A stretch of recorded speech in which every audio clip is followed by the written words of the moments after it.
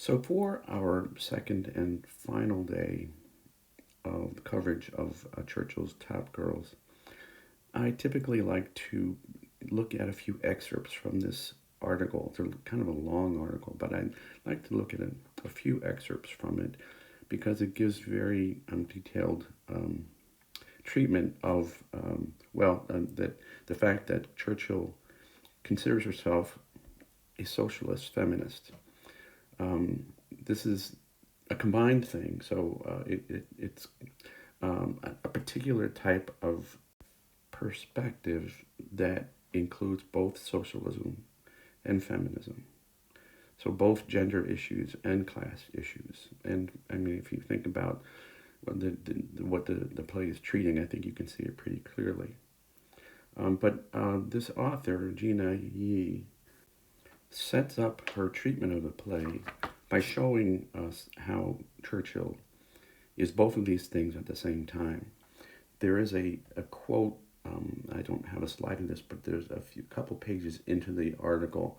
There is a quote of Churchill herself in which she says, "Of course, socialism and feminism aren't synonymous, but I feel strongly about both and wouldn't be interested in a form of one that didn't include the other." And then Yee goes on to say, for Churchill, issues of gender cannot be isolated from social issues of class and race because she believes that any system that incorporates structures of privilege and domination must become the site of a redefinition of meaning and value. Okay, that's kind of a mouthful. But because the feminist perspective in this play, I think, is a bit more obvious, I would like to maybe spend some time looking at the socialist, Marxist aspect of it first. To do so, I wanted to bring in another name, Bertolt Brecht, who is probably the most famous Marxist socialist playwright of the 20th century. He's a German playwright. Maybe you've heard of him before. But if you remember in the first video, I was talking about how Carol Churchill does not really seem to be wanting to engage us with her characters, and in their practice of running over each other's lines and disrupting the conversation, of kind of not wanting us to be engaged with them too much, not want to have us relate to those characters too well. And this is something that she gets from Bertolt Brecht. Brecht is known for what is called epic theater. Let's see if I can write this a little bit here. Epic theater. And it's something that is very didactic, and I know that's a kind of a 50-cent word there, didactic, which means it's trying to teach a lesson. So Marxist theater is something that is, in most cases, really unsubtle. It is not given to things like irony. The message, it needs to be clear because it's trying to teach people a particular lesson. So let's just read some of this passage here, because I think you can probably get the idea just by listening to the words, because it's really a very different perspective. All right, so Bertolt Brecht rejected Aristotle's, quote, pity and fear, which is a phrase I'm sure you've heard about in terms of drama and especially Greek tragedy, in favor of stimulating new understanding of specific social situations through, quote, astonishment and wonder. He believed that theater should teach socialistic doctrine and advocated a narrative style of theater. All right, and I'll stop there for a minute. When it says a narrative style of theater or epic style of theater, he does things such as have, like, what's the thing that separates drama from prose is that prose, uses a narrator. And he actually goes to the extent of using a narrator on the stage to try to make sure that the audience is getting the message. All right, so that just seems so unsubtle And so may be obvious, but that's the kind that, I mean, when the message is that important, then you don't want the audience to get confused or to send mixed messages. Well, let's kind of continue on here. So that is, Brecht advocated intermixing scenes of dialogue with dance and song in order to interrupt the audience's sense of illusion. Isn't that incredible? Interrupt the audience sense of illusion. Drama and fiction, and normally the idea is to create that willing suspension of disbelief. So Brecht advocated as well an objective style of acting in which actors, instead of identifying with the characters they played, stood apart from their roles so that their acting took place in a third person. Again, what? Um, Instead of trying to become the character, they don't want the actors to associate with the characters at all. So, and Brecht often interrupted the central action by addressing the audience directly through prologues, epilogues, and commentaries. All right, so I mentioned that through a narrator even. There's another sentence on the next page that I didn't make a separate slide for, but it goes like this. The purpose of all these techniques was the same, to alienate the play from the audience, thereby minimizing their empathy so that they were better able to evaluate critically the play's message, minimizing the empathy of the audience. So how are some of these devices present in Top Girls? We already mentioned the line doubling, which clearly keeps us from relating more closely to the characters, especially since we often then don't really understand what they're saying. We don't hear their messages. But also the first scene, the dinner scene, an impossible scene with people from different time periods. It's a spectacle, really, and we are kind of kept. There isn't really anything in it for us to begin to empathize with many of these characters, even though all of the women in that opening scene have suffered a great deal to make it to that category of top girl. We are kept from really sympathizing with them that much. I mean, Lady Nijo has suffered a lot, but we see her as being sort of, she's one who interrupts people all the time and feels sorry for herself. Pope Joan, who is deprived really of her own womanhood by the end of the scene, she is made to look really ridiculous. All the women are drunk, and she has this really long monologue that maybe we can come back and talk about a little bit later if we have time. In the other scenes, you have Marlene, is one who we're kept from sympathizing with too much too, because she's kind of a hard ass when it comes to the employment agency, and with Angie in her relationship with Joyce. I mean, there's a lot that could be exploited to feel sorry for these characters, yet but Churchill really does the opposite. She never wants us to get close to these characters. Also, the non-chronological order is a way of interrupting the expectations, of disrupting our connection with the characters. Okay, so let's wrap up the discussion of the theoretical aspects of the play by coming back to this idea of both socialist and feminist. See if we can make some sense of the play. So what's it about in brief? The play. Marlene has made it in life. She's become a top girl.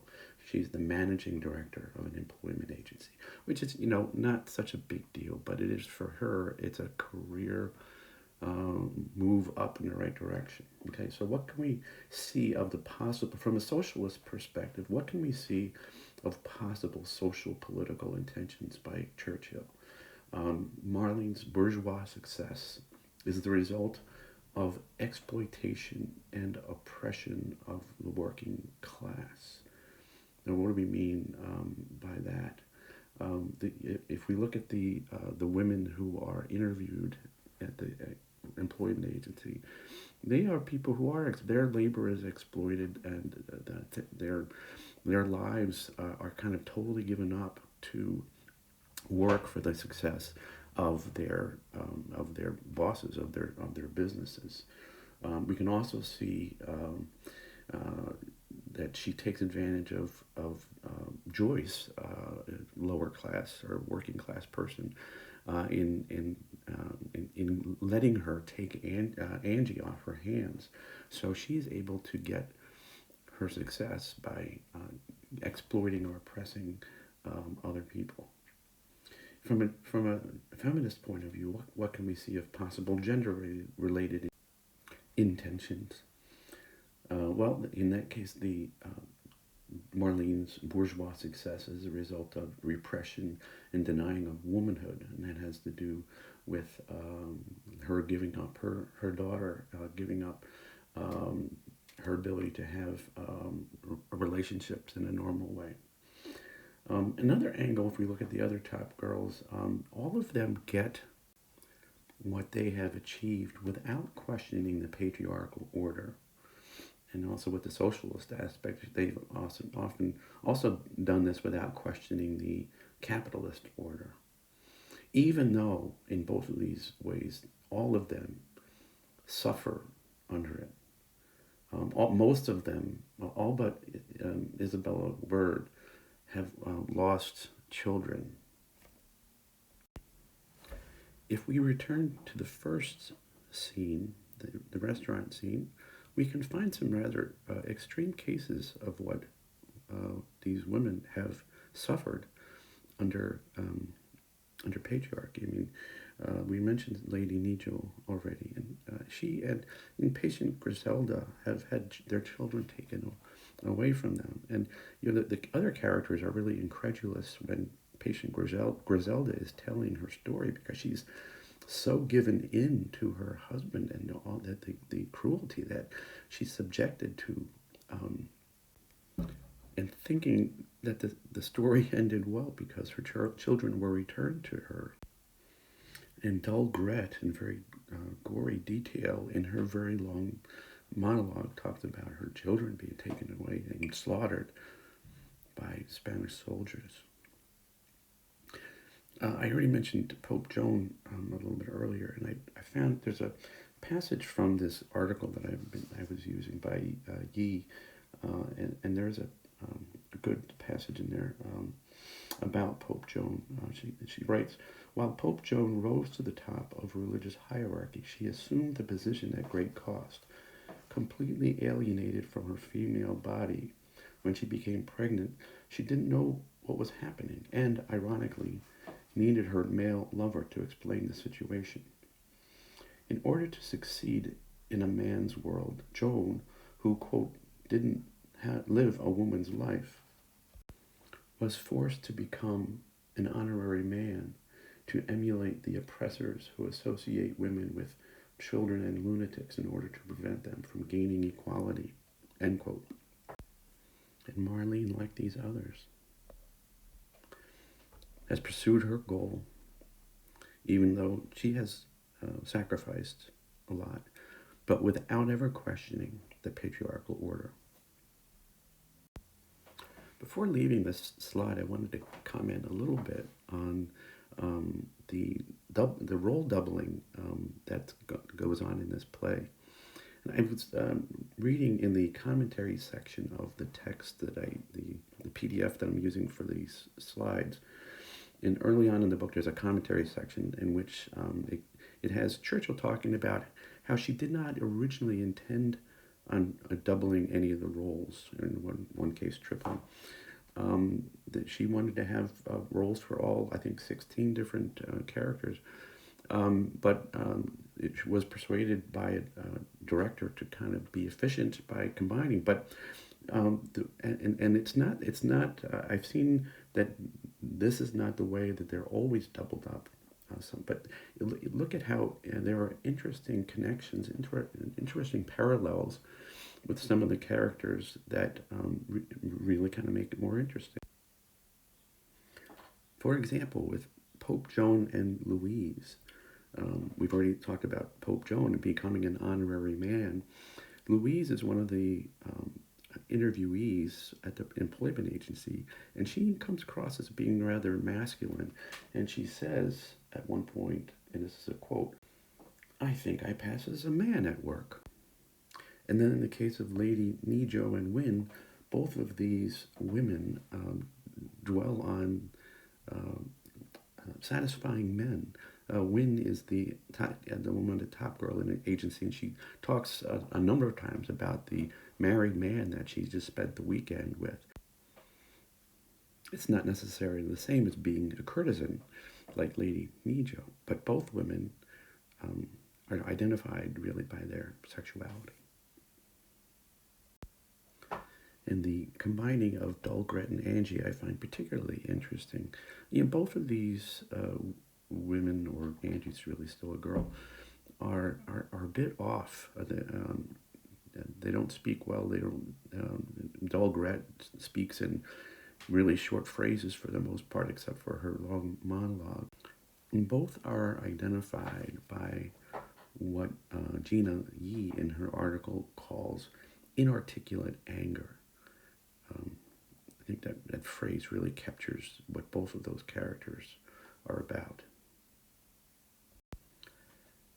In this last part of the video, I wanted to return to the Angie, Marlene, and Joyce part of the story to talk through the backstory of their family and the politics, and then also as we come to the end to think about, okay, where does this leave Angie in the end?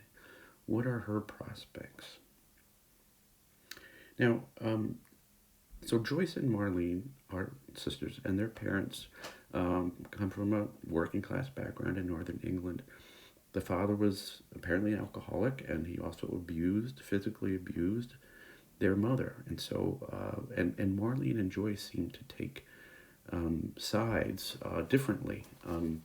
I was just looking at page 94 in the text, where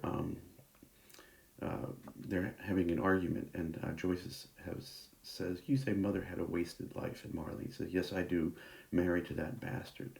And Joyce is like, well, she's kind of defending him in a way, or making excuses for him. What kind of a life did he have? He had to work hard. And he drank because his life was difficult. So I mean, it's a no-win situation.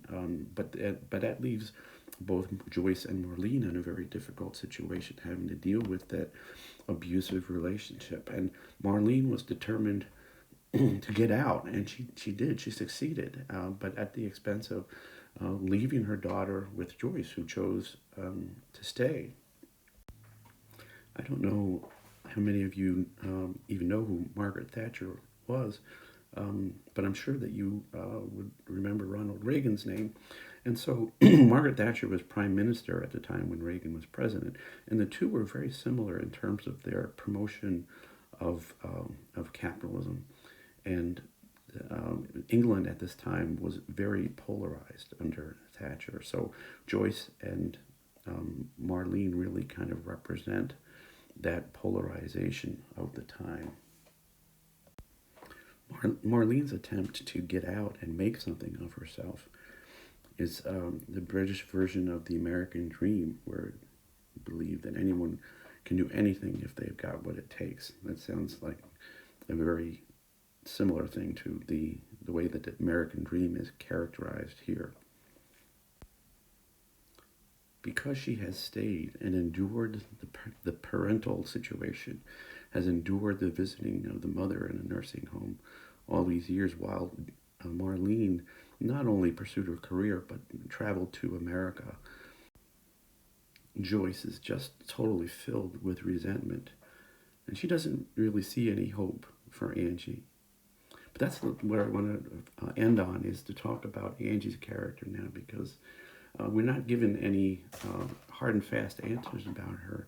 But then we also have to remember that this last scene actually takes place a year earlier, and the actual end of the chronological part of the story is an earlier scene where Angie is at the employment agency. But what about Angie? So in this last scene, which again is the year earlier, there's a characterization, well, two characterizations. Joyce's characterization of Angie is that, she's stupid, lazy, and frightened. Marlene has just said that she doesn't have any time for people to get jobs for people if they're going to be stupid or lazy and frightened. And Joyce, who doesn't see much hope for Angie, says, well, what about her? She's stupid, lazy, and frightened. What about her? Marlene then says, you run her down too much. She'll be all right. Will she? All right, two questions. These are the last lines of the play that happened just right after the last slide I just showed you, where Joyce has said that Angie is stupid and lazy and frightened. Now, what are we meant to take away from these last lines, where Angie has apparently woken up from a bad dream? That's what the way it's taken. And so Marlene comes in to see what's the matter with her, and Angie calls her mom, first of all, and she's still kind of coming out of her sleep. Angie, what's the matter, Mom? No, it's she's gone to bed. It's Auntie Marlene, and then she just says frightening. All right, so when you hear the word frightening, in that previous passage, stupid and lazy and frightened. I think in one way, I think we're led to believe that maybe Angie was not so much asleep and having a bad dream, but maybe heard her mother and Joyce talking about her being stupid and lazy and frightened. I don't know. I mean, it could very well be just that it is a bad dream, but it's left ambiguous. But I wanted to go back. I wanted to end by going back to that previous scene, which again is a year later. So Marlene has just said in the passage we were looking at that you run her down too much. She'll be okay. She'll be all right. As if to think Angie will be all right in the end. But now this is a year later, and then she's been hanging around the office, and Marlene, this is a year later, Marlene now saying she's a bit thick, she's a bit funny. She thinks you're wonderful. And then Marlene just says at the end of the scene, she's not going to make it. Now, so is that what our assessment is to be? Is that Marlene had some hope for Angie, but when Angie appears in her employment agency, she realizes that she is not going to make it. Now, I think that usually in the classroom, we're able to have an interesting debate or discussion about this, because I ask students to talk about, what are some of the indications that Angie is not going to make it? And she is slow. She's not in school anymore. She didn't do very well. She can't compete even for the kind of jobs that the other women who go to the employment agency are getting, because she doesn't have the speeds, as they say, or the experience. How's she possibly going to make it? On the other hand, and I think this is significant at the very end, Marlene has succeeded in breaking away from the vicious cycle of her existence when she was younger. She has gotten out and made something of herself. Angie has succeeded in bringing about this getting away. She's gotten away herself. She's deceived Joyce and has told Marlene that Joyce knows that about her coming to London. So, I mean, it's not a very auspicious situation. But Marlene now is not hopeful. But on the other hand, Angie has taken action. Okay, so, for lack of a better word, she's simply taken action, taken her life in her own hands in a way, We don't know what will become of her, but it is ambiguous. And in the end, it sounds like a good topic for a research project of some kind.